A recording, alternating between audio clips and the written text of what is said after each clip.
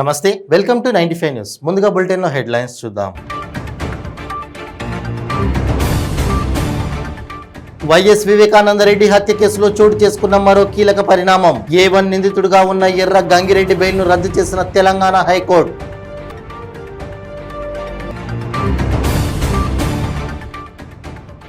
నాగర్ కర్నూలు జిల్లా అచ్చంపేట ప్రభుత్వ ఆసుపత్రి సిబ్బంది అమానుషం. గర్భిణికి నొప్పులు రావడం లేదని ముఖంపై దాడికి పాల్పడ్డ సిబ్బంది, శిశువు మృతి.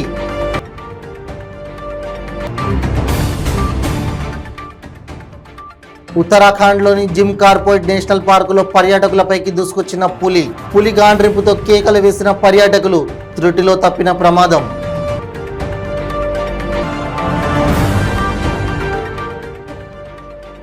ఆదిలాబాద్ జిల్లా బోత్ మండలంలోని కన్గుట్ట గ్రామ మొక్కజొన్న రైతుల వినూత్న నిరసన. గ్రామ పంచాయతీకి తాళం వేసుకొని స్వీయ నిర్బంధం.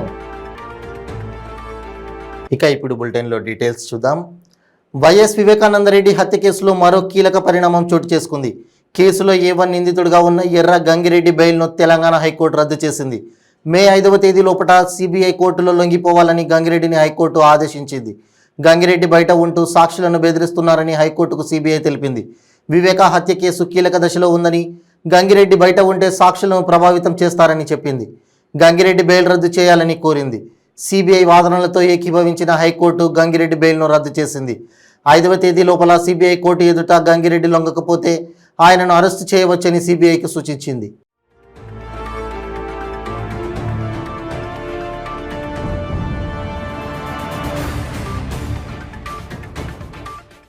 నాగర్ కర్నూలు జిల్లా అచ్చంపేట ప్రభుత్వ ఆసుపత్రి సిబ్బంది అమానవీయంగా ప్రవర్తించారు. డెలివరీ కోసం వచ్చిన గర్భిణికి నొప్పులు రావడం లేదని చేతులు, ముఖంపై కొట్టారు. కడుపుపై బలంగా కొట్టడంతో శిశువు మృతి చెందింది. మృత శిశువును బయటికి తీసే ప్రయత్నంలో తల్లి తీవ్ర రక్తస్రావానికి గురైంది. దీంతో బంధువులు ఆసుపత్రి ముందు ఆందోళనకు దిగారు. నాగర్ కర్నూలు జిల్లా పదరా మండలం చింట్లకుట్ట గ్రామానికి చెందిన మంజుల తొలి కాన్పు కోసం మంగళవారం సాయంత్రం అచ్చంపేట ప్రభుత్వ ఆసుపత్రిలో అడ్మిట్ అయింది. బుధవారం ఉదయం వరకు నొప్పులు రాకపోవడంతో డ్యూటీలో ఉన్న సిస్టర్ మంజుల ముఖం, చేతుల మీదుగా గట్టిగా కొట్టారని భర్త ఆరోపించాడు. డాక్టర్ వచ్చి చూసి వెళ్ళిందే తప్ప ట్రీట్మెంట్ గురించి కానీ, పెద్ద హాస్పిటల్కు పంపిస్తామని కానీ ఏమీ చెప్పలేదని వాపోయాడు. కడుపుపై గట్టిగా కొట్టడంతో లోపల శిశువు మరణించదని ఆవేదన వ్యక్తం చేశాడు. మృత శిశువును బయటకు తీసేందుకు కూడా సరిగ్గా ప్రయత్నించలేదని, విపరీతంగా రక్తస్రావానికి గురైందని ఆరోపించాడు. డాక్టర్, సిబ్బంది నిర్లక్ష్యం కారణంగా శిశువు మృతి చెందిందని ఆరోపించాడు.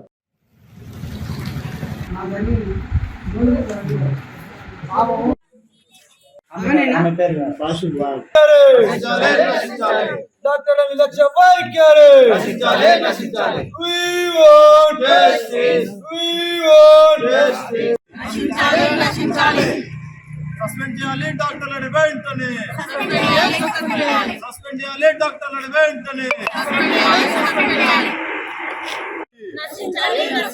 డాక్టర్లు నిర్లక్ష్య వైఖరి, స్పందించాలి అధికారులు వెంటనే, సస్పెండ్ చేయాలి సంబంధిత డాక్టర్లు వెంటనే. సరదాగా జంతువులను దగ్గర నుంచి చూడాలని సఫారీ రైడ్కు వెళ్లిన పర్యాటకులకు పై ప్రాణాలు పైనే పోయినంత పనయింది.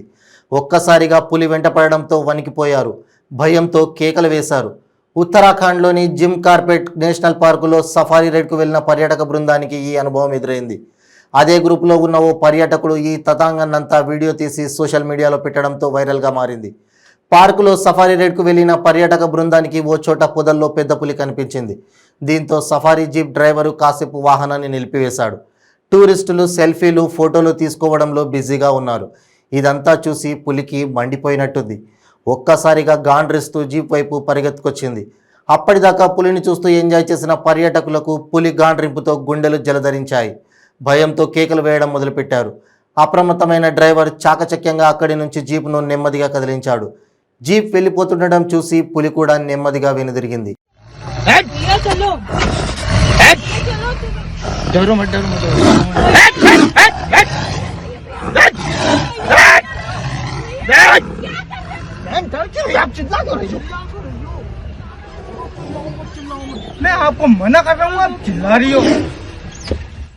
ఆదిలాబాద్ జిల్లా బోత్ మండలంలోని కన్గుట్ట గ్రామ మొక్కజొన్న రైతులు వినూత్న నిరసనకు దిగారు. గ్రామ పంచాయతీకి తాళం వేసుకొని స్వీయ నిర్బంధంలో ఉండిపోయారు. అర్ధరాత్రి నుండి మొక్కజొన్న రైతులు నిరసన వ్యక్తం చేస్తున్నారు. జిల్లా కేంద్రంలోని కలెక్టర్ కార్యాలయం ఎదుట ధర్నా చేపట్టిన రైతులకు 2 రోజులలో కొనుగోలు చేస్తామని అధికారులు హామీ ఇచ్చారు. అకాల వర్షాలతో పంటలు సైతం నేలమట్టం అవడంతో అపార నష్టం జరిగిందని రైతులు వాపోతున్నారు. పంటలు మద్దతు ధరకు కొనుగోలు చేయాలని డిమాండ్ చేస్తున్నారు.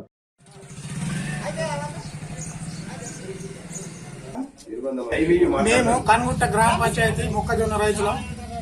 మేము రాత్రి 9 గంటల నుంచి గ్రామ పంచాయతీని నిర్బంధం చేసుకున్నాము. గత సోమవారం రోజు ఆదిలాబాద్ వెళ్లి కలెక్టర్ ఆఫీస్ ముందర ధర్నా చేశాము. మాకు అగ్రికల్చర్ డిఎం గారు హామీ ఇచ్చిండు. 2 రోజుల తర్వాత 3 రోజుల తర్వాత మీకు ఖచ్చితంగా మీకు హామీ ఇస్తున్నాము, 3 రోజుల తర్వాత పర్మిషన్ తీసుకొని కొంతమంది చెప్పారు. ఇప్పటి వరకు మాకు ఎటువంటి సమాచారం లేదు. అందుకోసం వెంటనే గవర్నమెంట్ చర్యలు తీసుకొని మద్దతు ధరకు ఖచ్చితంగా కొనాలని మేము వేడుకుంటున్నాము. గత 3 రోజుల నుంచి అనేక వర్షాలు, రాళ్లతోటి వర్షాలు పడటం రైతులు ఎక్కడెక్కడ కళ్ళల మధ్య మొక్కజొన్నలను నేర్పుకోలేక నష్టపోతున్నాం. కాబట్టి గవర్నమెంట్ మాపై వెంటనే చర్యలు తీసుకొని మొక్కజొన్నలు కొనాలని డిమాండ్ చేస్తున్నాం. అప్పటి బంధాన్ని ఇలాగే కొనసాగిస్తాము అని మేము వేడుకుంటున్నాం. మీకు అన్నం అన్నం ఏమన్నా మాకు ఎటువంటి మేము ముట్టాము, అన్నం కానీ నీళ్లు కానీ ఏం ముట్టాం. మాకు గవర్నమెంట్ ఖచ్చితంగా హామీ ఇచ్చి వెంటనే కాంట్రాక్ట్. భద్రాచలంలోని రామయ్య ఆలయంలో వైభవంగా శ్రీరామ పునర్వసు దీక్షా విరమణ మహోత్సవం జరిగింది. ఉత్సవంలో భాగంగా శ్రీరామ పాదకులకు పూజలు నిర్వహించిన అర్చకులు అనంతరం శ్రీరాముని పాదుకులతో ఆలయ ప్రదక్షిణ, గిరి ప్రదక్షిణ చేశారు. మార్చి 30న శ్రీరామనవమి రోజు దీక్ష స్వీకరించిన శ్రీరామ దీక్షాపరులు పునర్వసు నక్షత్రం సందర్భంగా దీక్ష విరమింపజేశారు.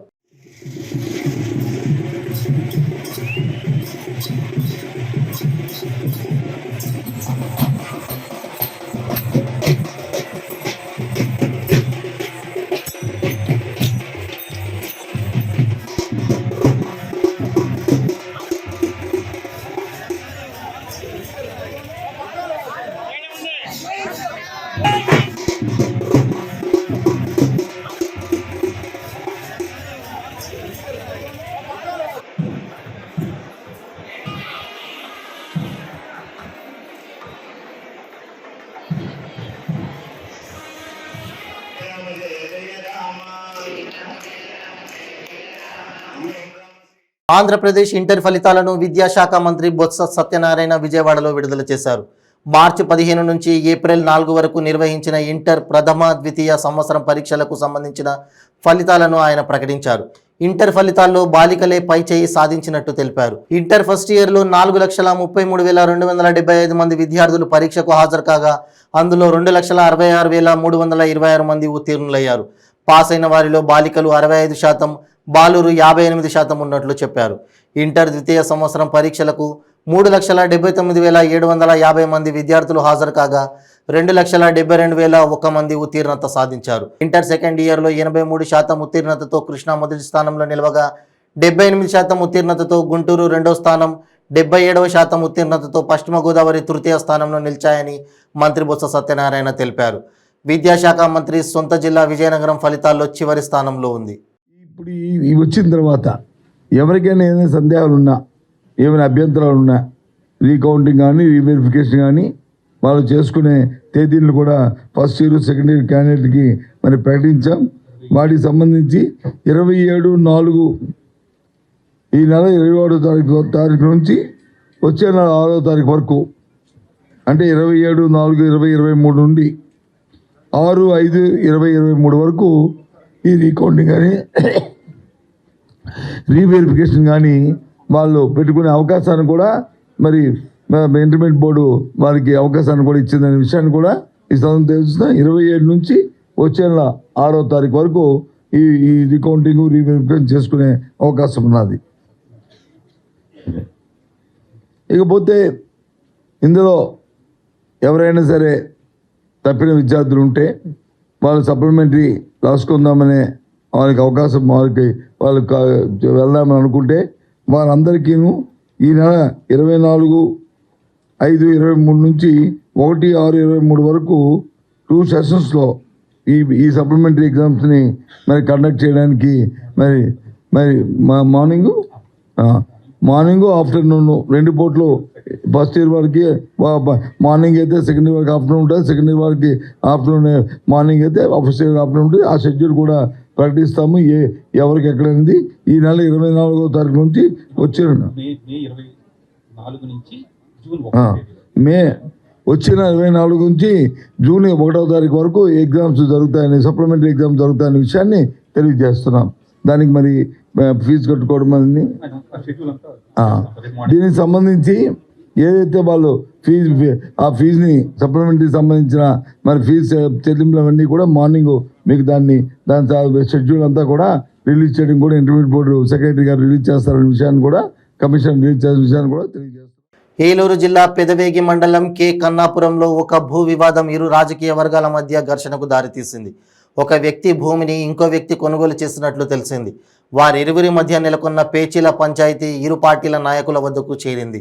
ఆ భూ పంచాయతీ వ్యవహారం కాస్త 2 రాజకీయ పార్టీల మధ్య ఉద్రిక్తతలకు దారితీసింది. ఒక దశలో ఒకరిపై ఒకరు దాడులకు పాల్పడ్డారు. ఈ దాడులలో ఇరు వర్గాలు ఒకరిపై ఒకరు పెట్రోల్ జల్లుకున్నారని తెలిసింది.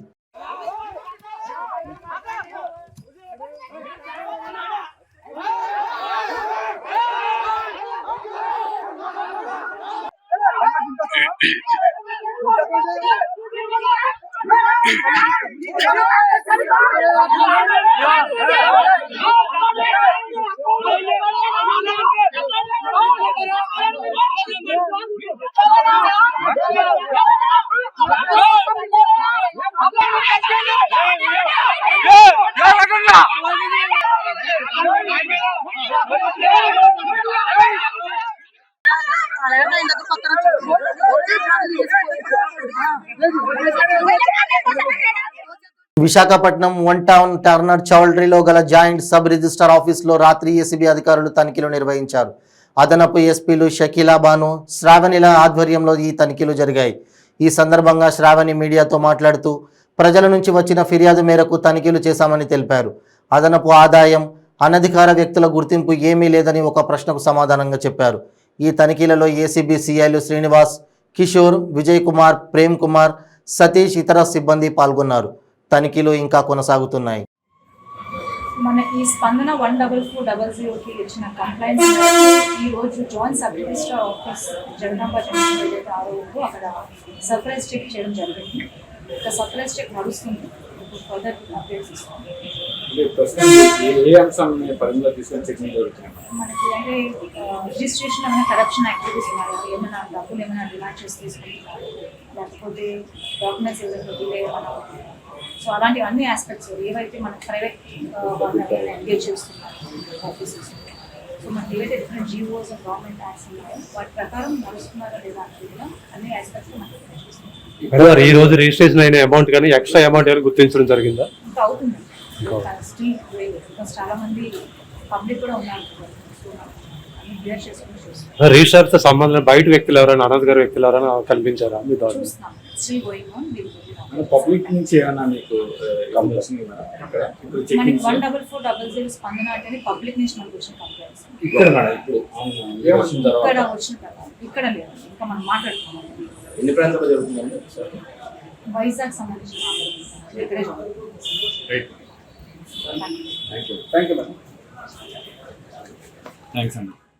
ఇప్పుడు ఒక షార్ట్ బ్రేక్. ಕೆಂಪು ರುಬಿ, ಮುತ್ಯಂ ಪೆರ್, పగడం కోరల్, పచ్చ యమరాల్, కనకపుష్య రాగం ఎల్లో సఫైర్, వజ్రం డైమండ్, నీలం బ్లూ సఫైర్, గోమేధికం హెసోనైట్, వైఢూర్యం క్యాట్సైట్. రత్నాల్లో మహత్యం ఏమిటి? రత్నం పెడితే తలరాత మారుద్దా? రత్నం మారితే రంగు పడుద్దా? రత్నం మహత్యం త్వరలో మీ 95 న్యూస్ ఛానల్లో. మీ జాతకం బాగాలేదని ఇబ్బంది పడుతున్నారా?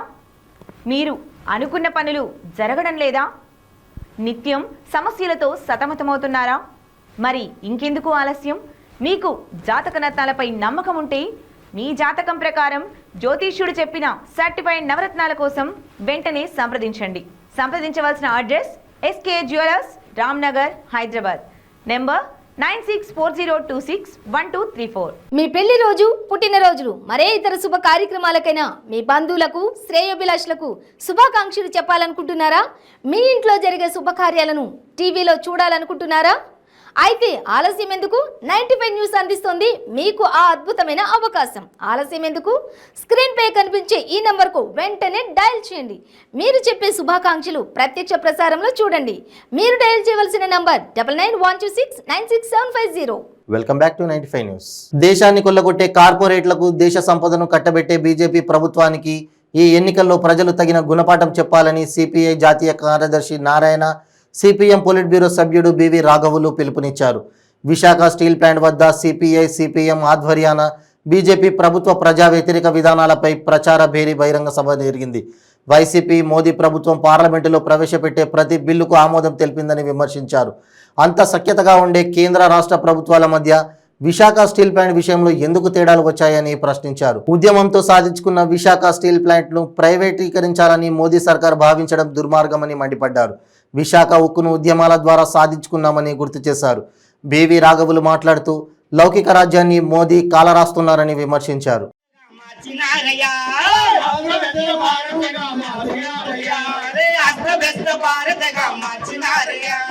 నష్టాల పేరుతోటి స్టీల్ ప్లాంట్లను, రైల్వే, విద్యుత్తు, ఎయిర్పోర్ట్లను, జిల్లా కార్యదర్శులు, సిపిఐ జాతీయ కార్యదర్శి కామ్రేడ్ నారాయణ గారు, అలాగే రాష్ట్ర ఉప ప్రధాన కార్యదర్శి కామ్రేడ్ సత్యనారాయణమూర్తి గారు, రాష్ట్ర సిపిఎం కార్యదర్శి వర్గ సభ్యులు లోకనాథన్ గారు, రాష్ట్ర కమిటీ సభ్యులు కామ్రేడ్ సిహెచ్ నరసింహరావు గారు, ఇంకా సిపిఎం, సిపిఐ, అలాగే స్టీల్ ప్లాంట్ నాయకులు అనేక మంది వేదిక మీద ఉన్నారు. వారందరికీ, అలాగే ఇక్కడ హాజరైన మీకందరికీ నమస్కారం. ఇప్పుడే అధ్యక్షులు చెప్పినట్టు 14వ తేదీ నుంచి 30వ తేదీ వరకు దేశవ్యాప్తంగా సిపిఐ, సిపిఎంలు కేంద్రంలో అధికారంలో ఉన్న బీజేపీ మోడీ ప్రభుత్వం యొక్క విధానాల గురించి ప్రజల్లో ప్రచారం చేయాలని నిర్ణయించినాయి. ఆ కార్యక్రమం కొనసాగుతోంది. బయలుదేరాలో వచ్చి నయన్ సైనికి ఆయన దండకారి నుంచి రోడ్లు వేసుకుంటున్నాడు. ఇటు వస్తున్నాయి. భారతదేశంలో 25-30 వేల ఎకరాలు ఉన్నటువంటి ల్యాండ్ ఎదురు ఉంటుంది. విశాఖపట్నం ఇంకెక్కడ లేదు. పోర్టు, ఎయిర్పోర్ట్ ఉన్నటువంటి ప్రాంతం ఇది. చాలా అనువైనటువంటి స్థలం అది. ఈ ఎయిర్పోర్ట్, ఈ స్టీల్ ప్లాంట్ భవిష్యత్తులో ఎవరూ దీన్ని పెట్టిపెట్టినవాడు. అదాని కూడా పెట్టిపెట్టాడు. దీన్ని స్క్రాప్ కిందకి అమ్మేస్తాడు. 5 పెద్ద స్క్రాప్ కిందకి అమ్మి 25,000 ఎకరాల భూమి కూడా డంప్ యార్డ్గా మారుస్తాడు. డంప్ యార్డ్గా మార్చి దండకారణ్యం మీదుగా వచ్చేటువంటి మైన్స్, బయలుదేరా నుంచి ఆస్ట్రేలియా నుంచి వచ్చేటువంటి కోళ్ళు, ఇవన్నీ తెచ్చి డంప్ యార్డ్గా మార్చి వ్యాపారం పడుకుంటాడు. విశాఖపట్నమే కాదు, తెలుగు ప్రజలు గుర్తించాల్సిందంటే విశాఖపట్నం స్టీల్, విశాఖపట్నం డంప్ యార్డ్గా శ్మశానిగా మారుతుంది తప్ప విశాఖపట్నం ఉండే ప్రసక్తి లేదు అని కనుక ఖాళీగా ఉంటే. అంత ప్రమాదకరమైన ప్రమాదం జరుగుతూ ఉన్నాయి ఇక్కడ. దీన్ని మనం ఎదుర్కోవాల్సిన పరిస్థితి ఏర్పడతా ఉంది. మరోవైపున ఆయన వచ్చినప్పుడు గ్యాస్, సోవియట్ నుంచి గ్యాస్ బాగా వస్తుంది, ఆయిల్ తక్కువ రేటు పెట్టి. అవన్నీ మన విదేశాలకి కార్పొరేట్ కంపెనీ అప్పగిస్తూ ఉన్నాడు. ప్రైవేట్ కార్పొరేట్కి అప్పగించి విదేశాలకు అమ్ముతున్నాడు. మనకని తగ్గించలేడు. గ్యాస్ బండి చెప్పారు. మోడీ వచ్చినప్పుడు 410 రూపాయలు ఉంటే ఇప్పుడు 1200 రూపాయల బాగా పెరిగింది. పెరిగిందా? పెరిగింది. కిరోసిన్, డీజిల్, పెట్రోల్ అంత పెరిగింది. 112 రూపాయలు పెరిగిపోయింది. అంటే నక్షత్రాలు అన్నీ పెరుగుతూనే ఉన్నాయి. ఉప్పు, మిరకాయ, సంతపడి కొనుక్కొని మొత్తం ధరలు పెరుగుతూనే ఉన్నాయి. అంటే ఏం తగ్గింది? ఆయన గడ్డం పెరుగుతూ ఉంది, ఇక్కడ ధరలు పెరుగుతూ ఉన్నాయి. ఈ విధంగా భారతదేశంలో ప్రజానికాన్ని కొల్లగొడతా ఉండే ఒక పక్కన ఉంటే, మరోవైపున ఈ పబ్లిక్ సెక్టర్ అమ్మేస్తూ ఉంటే, మరోవైపు రైతాంగాన్ని కాపాడాలని సత్యంగా పోతున్నప్పుడు ప్రజలు తిరుగుబాటు వస్తూ ఉంది. ప్రజలు తిరుగుబాటు వస్తూ ఉంటే ఎట్లా అటకాయిస్తున్నారు? మతాన్ని రెచ్చగొడతా ఉన్నారు. మత కార్డులు ఉపయోగిస్తున్నారు. అన్ని సెక్టర్స్ని కంట్రోల్ చేస్తున్నారు. బులెటిన్ ముగించే ముందు హెడ్లైన్స్ మరోసారి. వైఎస్ వివేకానందరెడ్డి హత్య కేసులో చోటు చేసుకున్న మరో కీలక పరిణామం. A1 నిందితుడిగా ఉన్న ఎర్ర గంగిరెడ్డి బెయిల్ను రద్దు చేసిన తెలంగాణ హైకోర్టు.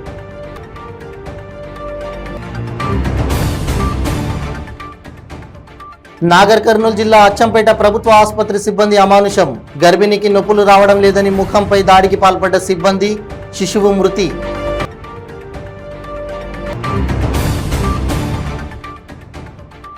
ఉత్తరాఖండ్లోని జిమ్ కార్పొరేట్ నేషనల్ పార్కులో పర్యాటకులపైకి దూసుకొచ్చిన పులి గాండ్రింపుతో కేకలు వేసిన పర్యాటకులు, త్రుటిలో తప్పిన ప్రమాదం.